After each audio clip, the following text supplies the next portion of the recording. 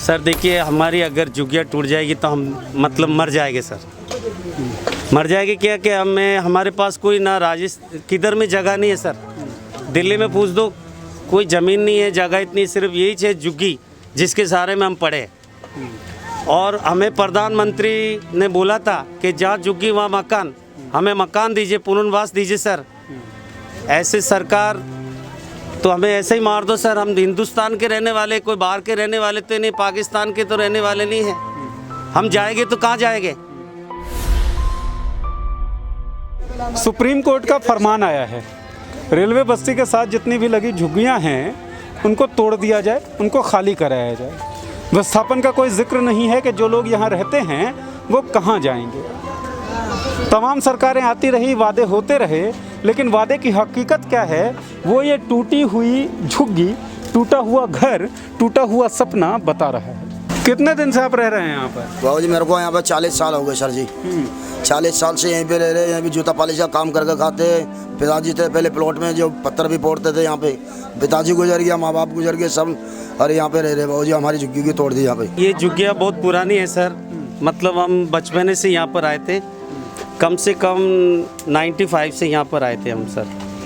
तो यहाँ पे पूरा जंगल था सर और खड्डे थे, और जंगल में हम लोगों ने, हमारे जो पिताजी है, हमारे बुजुर्ग आदमी है, मतलब वो ईंटें ला के, कोई मलबा ला के और उन्होंने जगह बनाई थी सर। पीएम मोदी जब उन्होंने सत्ता संभाली एक नारा दिया, जहां झुग्गी वहां मकान।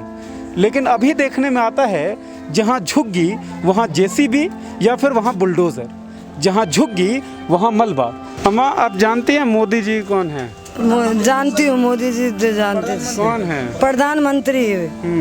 देखती हैं उनके भाषण सुने आपने? भाषण तो नहीं सुने, टीवी भी तो है नहीं घर में।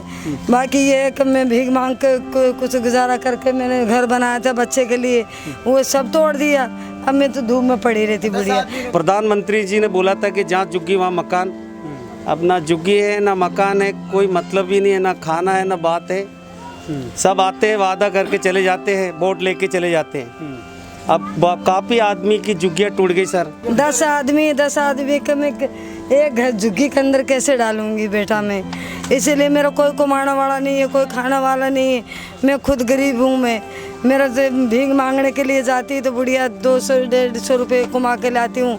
इन बच्चे का पेट पाल के ये झुग्गी झोपड़ा बनाया था आंटी ने, ये तोड़ दिया।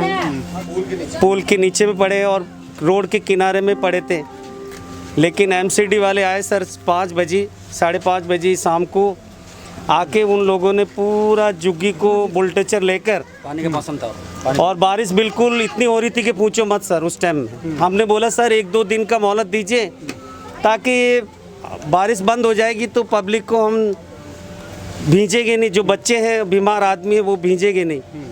बारिश का मौसम था, लेकिन उन्होंने कोई नोटिस नहीं दिखाया, ना कोई बात सुना हमारी।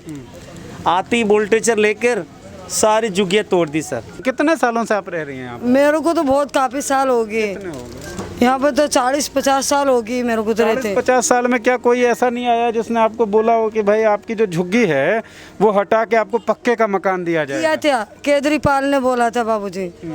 फिर उसके बाद केजरीवाल ने ऐसे बोला था कि ये झुग्गी झोपड़ी हटाकर तुमको पक्का मकान दूंगा हमको वोट देना कि हमने वोट भी दिए, सब कुछ दिया, पर ये तो तभी इन्होंने हमारी झुग्गी झोपड़ी भी तोड़वा दी है। ना कोई नेता आया है, ना कोई प्रधान आया, ना कुछ आया। प्रधानमंत्री जी ने बोला था कि जहाँ झुग्गी वहाँ मकान। अब हम सुनाए तो किसको सुनाए, अब गरीब आदमी क्या कर सकता है। हिंदुस्तान के हमारे पास आधार कार्ड, पहचान पत्र, राशन कार्ड, दिल्ली के सारे टोटल हमारे पास है सर। जब दिल्ली में हमें नहीं बसाओगे तो फिर हम कहाँ जाएंगे? दूसरा कंट्री हमें रखेगा क्या? बांग्लादेश, पाकिस्तान रखेगा? हमको तो झुग्गी झोपड़ी अच्छी तरह जैसे हम रह रहे हैं वहीं पे हमको कुछ पक्का मकान का पक्का बनवा कर तो दो। गरीब आदमी लॉकडाउन के मारे हुए हैं। लॉकडाउन में ऐसी हालत ख़राब हो गई कि सर काम भी नहीं मिल रहा है। अब इंसान क्या करेगा?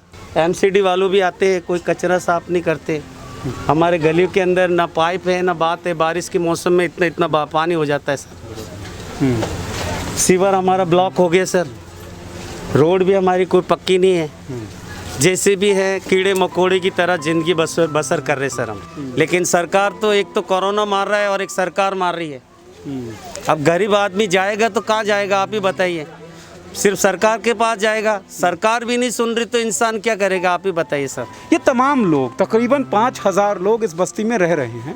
इनके पास हमारे देश का वोटर आई कार्ड है, इनके पास वो तमाम कागजात हैं जिससे ये साबित होता है कि वो इस देश के नागरिक हैं, लेकिन इनके पास रहने के लिए जगह नहीं है। और जिस जगह पर ये सालों साल से रह रहे हैं उस जगह को तोड़ने का फरमान आ गया है। तमाम सरकारें ये दावा करती हैं, ये वादा करती हैं कि जहाँ झुग्गियाँ हैं वहाँ मकान दिया जाएगा, इन लोगों को रहने के लिए पक्का जगह दिया जाएगा, लेकिन वो वादा कभी भी ज़मीन पर उतर नहीं पाता, वो वादा कागज़ों से बाहर आ ही नहीं पाता। सुप्रीम कोर्ट का नया फरमान आ गया है और तमाम पार्टियाँ अपने अपने तरीक़े से विरोध भी कर रही हैं, कुछ पार्टियां विरोध नहीं भी कर रही हैं। लेकिन इन लोगों का क्या होगा जो लोग इस जगह पर रह रहे हैं, जो लोग इस जगह पर रहने के लिए मजबूर हैं, इसके बारे में ना कोई सोच रहा है, ना किसी को इनकी चिंता है कि सोचे। अब देखते रहिए मॉलिटिक्स, हम उठाते रहेंगे उन्हीं लोगों की आवाज़ जिनकी आवाज़ को कर दिया गया है अनसुना। शुक्रिया। आपका मुद्दा बनेगा देश का मुद्दा। मॉलिटिक्स ऐप पर शेयर करिए अपनी बात हमारे साथ, हम उठाएंगे आपकी आवाज़।